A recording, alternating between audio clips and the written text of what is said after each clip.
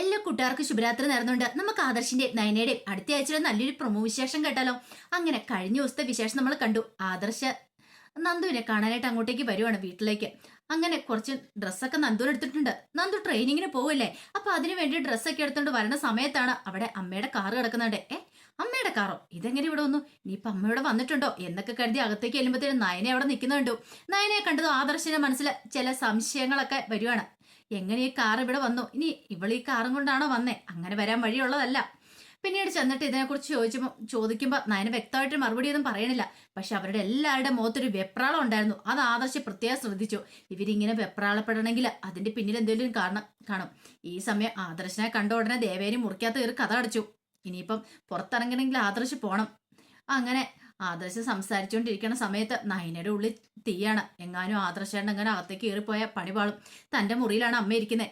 പിന്നീട് നയന എന്ത് ചെയ്യാണ്, ഇടയ്ക്ക് ഗ്യാപ്പ് കിട്ടിയ സമയത്ത് ഓടി മുറിയിലേക്ക് എന്നിട്ട് ദേവേനോട് അമ്മ ഒരു കാര്യം ചെയ്യുക, ഈ മുറിന്ന് അച്ഛന്റെ അമ്മയുടെ മുറിയിലേക്ക് മാറിക്കോ, ഇവിടെ വന്നാൽ ചിലപ്പോൾ പണി കിട്ടും. ആദർശാണ് ചിലപ്പോൾ ഈ മുറിയിലേക്ക് വരാൻ ചാൻസ് ഉണ്ടെന്ന് പറയണം. മോളെ, അവൾക്ക് അവന് സംശയമൊന്നും തോന്നിയിട്ടില്ല അല്ല എന്നൊക്കെ ചോദിക്കുകയാണ്. കുഴപ്പമില്ലാന്ന് തോന്നി. എന്നാലും അമ്മയുടെ കാറിനെ കുറിച്ച് ചോദിച്ചു. അപ്പോഴാണ് ദേവേനിക്ക് ആ ഞെട്ടലുണ്ടായത്. കാറ് അത് പ്രശ്നമാവെന്ന് ചോദിക്കേ. അങ്ങനെ കുഴപ്പമൊന്നുമില്ലാന്ന് തോന്നേ. അമ്മ തൽക്കാലത്തേക്ക് മാറിക്കോളാൻ പറയാണ്. അങ്ങനെ ദേവേനെ അപ്പുറത്തെ മുറിയിലേക്ക് മാറി. പിന്നീട് കനകയാണെങ്കിലും ഗോവിന്ദനാണെങ്കിലും ആദർശനോട് സംസാരിക്കുന്നുണ്ട് കുറെ സമയം. അപ്പോഴേക്കും നന്ദുവും കൂടെ അങ്ങോട്ടേക്ക് വന്നു.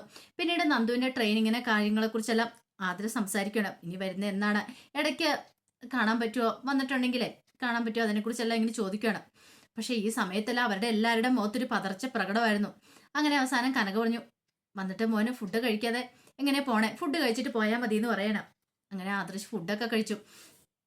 ഫുഡൊക്കെ കഴിച്ചിട്ട് പിന്നീട് നയന പറഞ്ഞു, അല്ല ആദർശേട്ടൻ കമ്പനിയിൽ നിന്നാണോ വരുന്നതെന്ന് ചോദിക്കും. അത് ഞാൻ കമ്പനിയിൽ നിന്നാണ് വരണമെന്ന് പറയണം. അന്നെങ്കിൽ ശരി, ഞാൻ കുറച്ച് കഴിഞ്ഞിട്ട് വന്നോളാം, ആദർശേട്ടൻ പോയിക്കോളാൻ പറയണം. അതെന്താ ഇപ്പം നീ വരുന്നില്ലേ എനിക്ക് ഇല്ല എന്ന് പറയണം. അപ്പൊ ആദർശ് പറഞ്ഞു, അതെ കുറച്ച് കഴിഞ്ഞിട്ടോ പോകുന്നുള്ളൂ, നമുക്ക് ഇച്ചിരി സംസാരിക്കാം, നീ വരാൻ പറഞ്ഞിട്ട് നയനയുടെ മുറിയിലേക്ക് അവിടെ കൂട്ടിക്കൊണ്ട് പോകണം. നയനയ്ക്ക് ആശ്വാസം തോന്നി. എങ്ങാനും അമ്മ ആ മുറിയിലുണ്ടായിരുന്നേ പിടിക്കപ്പെട്ടേനം. പിന്നീട് മുറിയിൽ ചെന്ന് ആദർശ ആഗമനം നോക്കി. അവിടെയെങ്ങും അമ്മയെ കണ്ടില്ല. ഇനി അമ്മ ഇങ്ങോട്ട് വന്നിട്ടില്ലേ? പക്ഷേ എങ്കിൽ ആദർശന് എന്തോ അത്രയ്ക്ക് അതങ്ങോട്ട് വിശ്വസിക്കാനായിട്ട് പറ്റിയില്ല.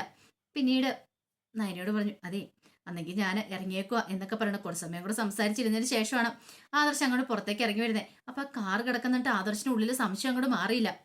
അമ്മ ഒരു കാരണവശാലും അങ്ങനെ കാറ് കൊടുത്തു വിടത്തില്ല. നയനെ ആ കാറിൽ വരണമെങ്കിൽ അല്ലെങ്കിൽ അമ്മയും കൂടെ വേണം. പക്ഷെ ആദർശ് അപ്പം പിന്നെ കൂടുതൽ കാര്യമായിട്ടൊന്നും ചോദിക്കാനായിട്ടൊന്നും പോയില്ല. അങ്ങനെ ആദർശ് അങ്ങോട്ട് പോയി കഴിഞ്ഞപ്പോഴാണ് ശരിക്കും പറഞ്ഞാൽ നയനയ്ക്ക് ശ്വാസം നേരെ വീണ. നയന അകത്തേക്ക് കയറി ഓടി വരുമ്പോഴത്തേനും ദേവേനെ ആകെ ടെൻഷൻ അടിച്ചിരിക്കുകയാണ്. പിന്നീട് നയനോട് ചോദിച്ചു, അല്ല അവൻ പോയ മോളെ എന്നൊക്കെ ചോദിക്കുന്നുണ്ട്. ഇനിയിപ്പൊ പേടിക്കേണ്ട കാര്യമില്ല, ആദർശാണ് പോയി അമ്മ ഇറങ്ങി വരാൻ പറയണം. അങ്ങനെ ദേവേനെ വിളിച്ചോണ്ട് വന്നിട്ട് ദേവേനിക്ക് ഫുഡ് കൊടുക്കുന്ന സമയത്ത് നയന പറഞ്ഞു, ആദർശനോട് ഒപ്പിരുന്ന് ആഹാരം കഴിച്ചില്ലെങ്കിൽ ആദർശന് എന്ത് തോന്നുന്നു കരുതിയിട്ട് ഞാൻ കുറച്ച് ആഹാരം ആദർശനോട് ഒപ്പിരുന്ന് കഴിച്ചായിരുന്നു. കുഴപ്പമില്ല, ഇനിയിപ്പൊ അമ്മയുടെ കൂടെ ഇരുന്ന് ഞാൻ കഴിക്കുക എന്ന് പറയണം. അങ്ങനെ കനകയും ഗോവിന്ദനും അവരെല്ലാരും കൂടി ഇരുന്നിട്ട് ഫുഡ് കഴിച്ച് ഇരിക്കുകയാണ്. പക്ഷെ അങ്ങനെ ഇരിക്കുന്ന സമയത്തും നയനയുടെ ഉള്ളിൽ ടെൻഷൻ ഉണ്ടായിരുന്നു. ആദർശായിട്ട് അങ്ങനെ സത്യമായി തിരിച്ചറിഞ്ഞിട്ടുണ്ടെങ്കിൽ എന്ത് വിചാരിക്കും? താനും അമ്മ ഇത്ര സ്നേഹത്തിലായിരുന്നിട്ട് ആദർശാണ്ട് വഞ്ചിക്കുവാന്ന് വിചാരിക്കുമല്ലേ എന്നൊക്കെ ചിന്തയുണ്ടായിരുന്നു. പക്ഷേങ്കില് ആദർശിന്റെ ഉള്ളിലും ആ ഒരു ടെൻഷൻ തന്നെയായിരുന്നു. ആദർശ് പോകുന്ന വഴിക്ക് ഇങ്ങനെ ആലോചിച്ചു, അമ്മയും നയനയും എന്തോ കള്ളത്തരം ഒളിപ്പിച്ചു വെക്കുന്നില്ല എന്നൊരു ടെൻഷൻ ഉണ്ടായിരുന്നു.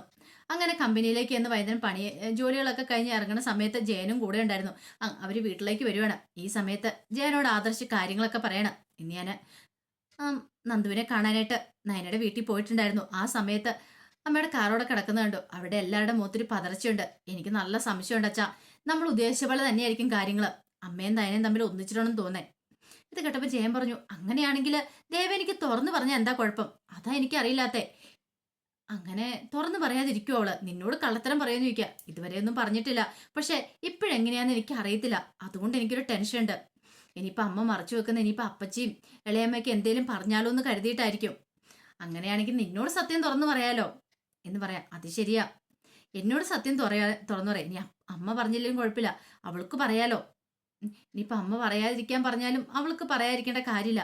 അവൾക്ക് ആ സത്യങ്ങളൊക്കെ തുറന്നു പറയണ്ടല്ലേ എന്നൊക്കെ ചോദിക്കണം. അത് ശരിയാ, അച്ഛൻ കണ്ടു, അങ്ങനെ എന്തേലും ആണെങ്കിൽ ഞാൻ കാണിച്ചു കൊടുക്കുന്നുണ്ട്. ഇത് ഞാൻ അങ്ങനെ പെട്ടെന്ന് ക്ഷമിക്കാനും പൊറുക്കാനും ഒന്നും പോകുന്നില്ലെന്ന് പറയാം. അയ്യോടെ മോനെ, നീ അങ്ങനൊന്നും പറയല്ല. അറിയാലോ, നമ്മൾ എത്രയോ കാലങ്ങളായിട്ട് ആഗ്രഹിച്ചിരുന്ന അത് ശരിയാച്ചാ, അതാ എനിക്കും വിഷമം. ഒന്ന് ആലോചിച്ച് വെക്കേ.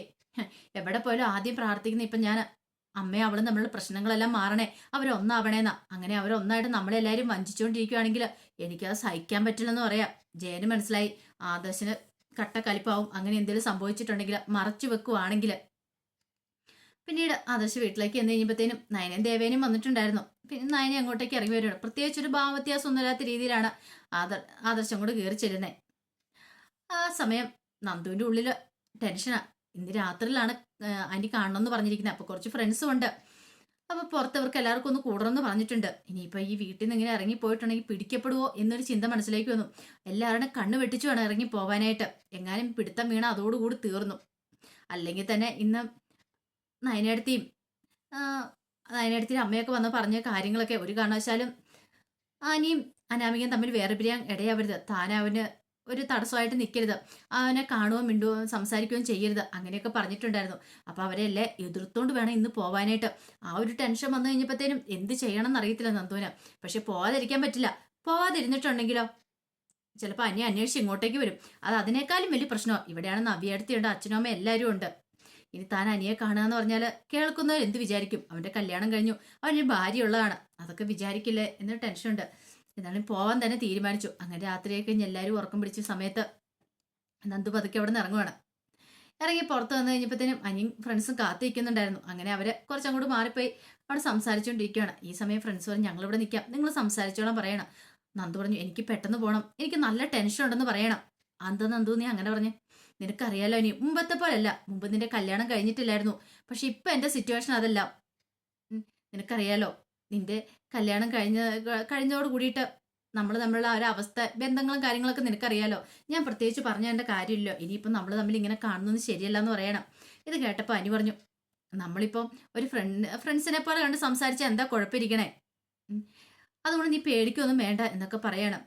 ഒന്നുമല്ലേ നീ പോയി കഴിഞ്ഞ പിന്നെ എത്ര ദിവസം കഴിഞ്ഞാൽ നന്ദു എനിക്ക് കാണാൻ പറ്റുന്നേ? ഇനിയിപ്പൊ നീ എന്തൊക്കെ പറഞ്ഞു പറഞ്ഞാൽ എനിക്ക് നിന്നെ കാണാതിരിക്കാൻ പറ്റില്ല. ഞാനൊരു കാര്യം തീരുമാനിച്ചുറപ്പിച്ചു. നീ പോയിട്ട് വന്നതിന് ശേഷം എന്താന്ന് ഞാൻ പറയാം. ഇതേട്ടപ്പം നന്ദു ചോദിച്ചു എന്ത്? അതൊക്കെ ഉണ്ട്, ആദ്യം നീ പോയിട്ട് വാ ട്രെയിനിങ് കഴിയട്ടെ, അതിനുശേഷം ഞാൻ ചില തീരുമാനങ്ങളൊക്കെ എടുത്തിട്ടുണ്ടെന്ന് പറയാം. നന്ദുവിനും ഭയവായി. ഇനിയിപ്പം മിക്കവാറും അനാമികയെ ഉപേക്ഷിച്ച് തന്നെ കല്യാണം കഴിക്കുന്ന കാര്യമാണോ പറയണേ? പൂജാരി പറഞ്ഞ കാര്യങ്ങളൊക്കെ ശരിയാവുകയാണല്ലോ എന്നൊരു ചിന്ത മനസ്സിലേക്ക് വരുവാണ്. എന്താ നന്ദു നീ ആലോചിക്കണേന്ന് പെട്ടെന്ന് അനി ചോദിക്കുന്നുണ്ട്. ഒന്നുമില്ല എന്ന് പറയണം. അങ്ങനെ കുറെ സമയം കൂടെ സംസാരിച്ചിരുന്നതിന് ശേഷമാണ് അവര് പിരിയുന്നത്. വീട്ടിൽ വന്ന് കഥ കടച്ച് അകത്ത് കയറി കഴിഞ്ഞപ്പോഴാണ് നന്ദുവിന് ശരിക്കും ഒന്ന് ശ്വാസം നേരെ വീണേ. എങ്ങാനും പിടിക്കപ്പെട്ടായിരുന്നെങ്കിൽ ഇതിൽ പല ഒരു നാണക്കേട് വേറെ ഇല്ലായിരുന്നു. ആ സമയം അനി വീട്ടിലേക്ക് വരുവാണ്. അനി വീട്ടിലേക്ക് വന്ന് മുറിക്കകത്തേക്കോട്ട് കയറി കഥ അടയ്ക്കാൻ തുടങ്ങിയപ്പോഴത്തേനും അനാമിക ചാടി എഴുന്നേറ്റ് ചോദിച്ചു അല്ല നീ ഇത് ഇത്ര സമയം എവിടെ പോയതായിരുന്നു ചോദിക്കുകയാണ്. എവിടെ പോകാനായിട്ട്? അല്ല നീ കുറെ സമയമായല്ലോ നിന്നിവിടെ കണ്ടിട്ട്, നീ എവിടെയാണെന്ന് ചോദിക്കുകയാണ്. പുറത്തൊന്നും ഞാൻ കണ്ടില്ലല്ലോ എന്ന് പറയാം. അത് പിന്നെ ഞാന് എന്ന് പറയണ. എന്താടാ നിന്റെ കാമുകി വന്നിട്ടുണ്ടായിരുന്നു ചോദിക്കുക. ദേ അനാമിക വെറുതെ അനാവശ്യം പറഞ്ഞാണ്ടല്ലോ. പിന്നെ നീ എങ്ങോട്ടാണ് ഈ പാതിരാത്തേക്ക് പോകുന്നത്, ഭാര്യനെ ഉറക്കി കിടത്തിയിട്ട് പോകുന്നത് എന്നൊക്കെ പറഞ്ഞിട്ട് ഭയങ്കര മോശമായിട്ട് ഇത് സംസാരിക്കുകയൊക്കെ ചെയ്യണം. ഇത് കേട്ടപ്പോൾ അനി പറഞ്ഞു എനിക്ക് ഞാൻ ഇഷ്ടമുള്ളിടത്തേക്ക് പോകും, തോന്നിയാസം പോകും. നിനക്ക് ഇഷ്ടമില്ല നീ ഇറങ്ങിപ്പോക്കോ, നിന്നോട് ഞാൻ പറഞ്ഞു ഇവിടെ നിൽക്കാനായിട്ട് എന്നൊക്കെ പറഞ്ഞിട്ട് അനി ദേഷ്യപ്പെടുകയാണ് അനാമികയോട്.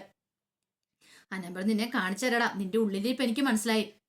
എന്നെ ഇവിടുന്ന് പറഞ്ഞു വിട്ടിട്ട് അവളെ ഇവിടെ കൊണ്ടുവന്ന് പ്രതിഷ്ഠിക്കാനല്ലേ? അതൊരിക്കലും നടക്കാൻ പോകുന്നില്ലടാ, ഞാൻ അങ്ങനെ പോകാനൊന്നും കൂട്ടാക്കുന്നില്ലെന്ന് പറയണം. അനാമയ്ക്കറിയാം ഇവൻ എന്ത് പ്രകോപിപ്പിച്ചാലും ഇവിടെ നിന്ന് ഇറങ്ങരുതെന്ന്. ഇറങ്ങിയിട്ടുണ്ടെങ്കിൽ സ്വത്തും കാര്യങ്ങളൊന്നും കിട്ടാനായിട്ട് പോകുന്നില്ല, വെറും കൈയോടെ ഇറങ്ങേണ്ടി വരും. കുറച്ചെന്തെങ്കിലും അടിച്ചു മാറ്റിയിട്ടാണ് പിന്നെ കുഴപ്പമില്ല, അല്ലെങ്കിൽ തനിക്ക് അനിയോട് സ്നേഹമൊന്നുമില്ലല്ലോ. അവന്റെ കുടുംബത്തിന്റെ പണവും പ്രതാപവും ഒക്കെ കണ്ടിട്ടാണല്ലോ താൻ ഇങ്ങോട്ടേക്ക് വന്നത് തന്നെ. ആ ഒരു ചിന്ത നന്നായിട്ട് അനാമികയുടെ മനസ്സിലുണ്ടായിരുന്നു. അതുകൊണ്ട് അനാമിക പിന്നെ കൂടുതലൊന്നും പറയാനായിട്ടൊന്നും പോയില്ല. പിന്നീട് പിറ്റേ ദിവസമായി കഴിഞ്ഞപ്പോൾ ദേവേനിക്ക് ക്ഷേത്രത്തിൽ പോകണം. അപ്പം നയനയ്ക്ക് വേണ്ടി കുറച്ച് വഴിപാടുകളും ഒക്കെ നേർന്നിട്ടുണ്ടായിരുന്നു. അപ്പം അത് കഴിപ്പിക്കാൻ വേണ്ടി പോകണം. അപ്പം നയനയും കൂട്ടിക്കൊണ്ട് വേണം പോകാനായിട്ട്. അങ്ങനെ നയനോട് കാര്യങ്ങളൊക്കെ പറഞ്ഞു. നയനോട് അമ്മ ഒരു കാര്യം ചെയ്തോ, അമ്മ ആദ്യം പൊയ്ക്കോ, പിന്നീട് ഞാൻ പുറകെ വന്നോളാം. രണ്ടുപേരും ഒരുമിച്ച് വീട്ടിൽ നിന്ന് ഇറങ്ങിയാൽ എല്ലാവർക്കും സംശയം തോന്നൂല്ലോ. അങ്ങനെ ആദ്യം ദേവേനി പോയിട്ട് നയനെ പോകാനായിട്ട് റെഡിയായി കഴിയുമ്പോഴത്തേനും ആദർശ് ചോദിച്ചു അല്ല നീ എങ്ങോട്ടാ? ക്ഷേത്രത്തിൽ വരെ പോകാമെന്ന് പറയണ. സാധാരണ ക്ഷേത്രത്തിൽ പോകുന്ന സമയത്ത് ആദർശനോട് പറയണ വരുന്നുണ്ട് ആദർശമായിട്ട് നമുക്ക് ചോദിക്കുന്ന. പക്ഷെ ഇത്തവണ ചോദിച്ചില്ല. വന്നാ അമ്മയുടെ പ്ലാനുകളൊന്നും നടക്കില്ല എന്നറിയാം. തനിക്കും അമ്മയ്ക്കോട് ഒന്നിച്ച് പോകാനും പറ്റില്ല. പിന്നീട് നയന ഒരുങ്ങി പോയി കഴിയുമ്പോൾ ആദർശിന്റെ മനസ്സിൽ സംശയങ്ങളായി. പിന്നീട് ആദർശ് എന്ത് ചെയ്യുവാണ്, നേരെ നയന പോയി കഴിഞ്ഞപ്പോൾ തന്നെ പുറകെ പോവാണ്. അങ്ങനെ ചെന്നപ്പോഴാണ് ആദർശ് ആ കാഴ്ച കാണുന്നത്. അമ്മ കാറിനകത്തുനിന്ന് ഇറങ്ങുന്നു. കൂടെ നയനയും കൂടെ ഇറങ്ങുന്നുണ്ട്. അപ്പം നയനേനെ വഴിക്ക് വെച്ച് ദേവനെ പിക്ക് ചെയ്തിട്ടുണ്ടായിരുന്നു. അങ്ങനെ അവര് ഒരു ക്ഷേത്രത്തിന് മുന്നിലേക്ക് എന്ന് ഇറങ്ങണം. ഒരു കാര്യം ഉറപ്പായി. അപ്പൊ ഇത്രയും കാലം താൻ കബളിപ്പിക്കപ്പെട്ടുകൊണ്ടിരിക്കുവായിരുന്നു. അവർ രണ്ടുപേരും ഒന്നായിട്ടുണ്ട്. പക്ഷെ എന്തിനിത് മറച്ചു വെക്കണോ? ഇത്ര വലിയതായിട്ടൊരു കള്ളത്തരം എന്തിനാ ഇവരും വലിയൊരു കള്ളത്തരം കാണിക്കേണ്ട കാര്യമുണ്ടോ? സ്വന്തം ഭർത്താവിനോടെങ്കിലും അവൾക്ക് സത്യം തുറന്നു പറയാലോ എന്നൊരു ചിന്ത ആദർശിന്റെ മനസ്സിലേക്ക് വരുവാണ്. പിന്നീട് അങ്ങനെ ക്ഷേത്രത്തിൽ കയറി തൊഴുത് പ്രാർത്ഥനയെല്ലാം കഴിഞ്ഞ് നയനെ വീട്ടിലേക്ക് വന്നു കഴിഞ്ഞപ്പോഴത്തേനും ആദർശ് അങ്ങോട്ടേക്ക് ചെന്നു. പിന്നീട് നയനെ കൂട്ടിക്കൊണ്ട് മുറിയിലേക്ക് വരുവാണ്. അങ്ങനെ സംസാരിക്കുന്ന കൂട്ടത്തിൽ ആദർശ് ചോദിച്ചു, നിനക്ക് എന്നോട് എന്തെങ്കിലും പറയാനുണ്ടോ എന്ന് ചോദിക്കണം. ഇത് കേട്ടപ്പോൾ നയന ചോദിച്ചു, എന്ത് പറയാനെ? അല്ല പ്രത്യേകിച്ച് എന്തെങ്കിലും നീ എന്നോട് ഇന്ന് ഒളിപ്പിച്ചു വെച്ചിട്ടുണ്ടോ എന്ന് ചോദിക്കുക. നയനയ്ക്ക് അപകടം മണത്തു. പക്ഷെ എന്ത് പറയണം എന്നറിയത്തില്ല. പറഞ്ഞ പ്രതികരണം എങ്ങനെയാന്ന് അറിയത്തില്ലല്ലോ. ഒന്നുമില്ല ആദർശേട്ടാന്ന് പറയാണ്. ഓഹോ, അപ്പൊ നീ കള്ളത്തരം പറയാനും തുടങ്ങിയല്ലേ എന്ന് ചോദിക്കുകയാണ്. ഇത് കേട്ടപ്പോൾ നയന പറഞ്ഞു, എന്ത് കള്ളത്തരം? അല്ല സത്യം പറ, നീ ഇന്ന് ആരോടൊപ്പം ക്ഷേത്രത്തിൽ പോയെന്ന് ചോദിക്കുക. അല്ല അത് പിന്നെ ആദർശേട്ടാ ഞാന് സത്യം പറ, അത് പിന്നെ അമ്മയോടൊപ്പം വന്ന് പറയണ. ഇതറിയാൻ വേണ്ടി തന്നെ ഞാൻ ചോദിച്ചേ. അപ്പൊ ഇത്രയും കാലം നീയൊക്കെ എന്നെ പറ്റിക്കുമായിരുന്നല്ലേ? എനിക്ക് മനസ്സിലായി. നീ അമ്മയും ചേർന്ന് ഞങ്ങൾ ഈ കുടുംബത്തെ മുഴുവൻ നീയൊക്കെ വഞ്ചിച്ചുകൊണ്ടിരിക്കുമായിരുന്നു. നിങ്ങൾ രണ്ടുപേരും കൂടെ ഇപ്പൊ ഭയങ്കര അടയും ചക്കരം പോലെ സ്നേഹത്തിലിരുന്നിട്ട് എന്നാലും ഇത്രയ്ക്ക് വേണ്ടിയിരുന്നില്ല നയനെന്നും പറഞ്ഞിട്ട് ദേഷ്യപ്പെട്ട് ആദർശം അങ്ങോട്ട് പോകുമ്പോൾ എന്ത് ചെയ്യണമെന്ന് അറിയത്തില്ലാതെ നയന നിൽക്കുകയാണ്. ഒരു കാര്യം ഉറപ്പായി, അത്ര പെട്ടെന്നൊന്നും ഇനിയിപ്പോൾ ആദർശം നയനായിട്ട് അടുക്കാൻ പോകില്ലെന്ന് മനസ്സിലായി. ദേവേനയും നയനും ചേർന്ന് അത്രയും വലിയ ചതിയെ ചെയ്തുകൊണ്ടിരിക്കുന്ന അറിഞ്ഞാൽ അവർക്ക് സഹിക്കാൻ പറ്റുന്ന കാര്യമായിരിക്കില്ല. ഇനിയിപ്പം ആദർശിന്റെ മനസ്സ് മാറ്റാനായിട്ട് ദേവേനെ എന്തെങ്കിലും ചെയ്യുമോന്നും അറിയത്തില്ല. അപ്പൊ അതിന്റെ വിശേഷങ്ങളൊക്കെ നമുക്ക് എല്ലാവർക്കും കാത്തിരിക്കാട്ടോ. ഒരിക്കൽ കൂടി എല്ലാവർക്കും ശുഭരാത്രി നേർന്നുകൊണ്ട് നിർത്തുന്നു.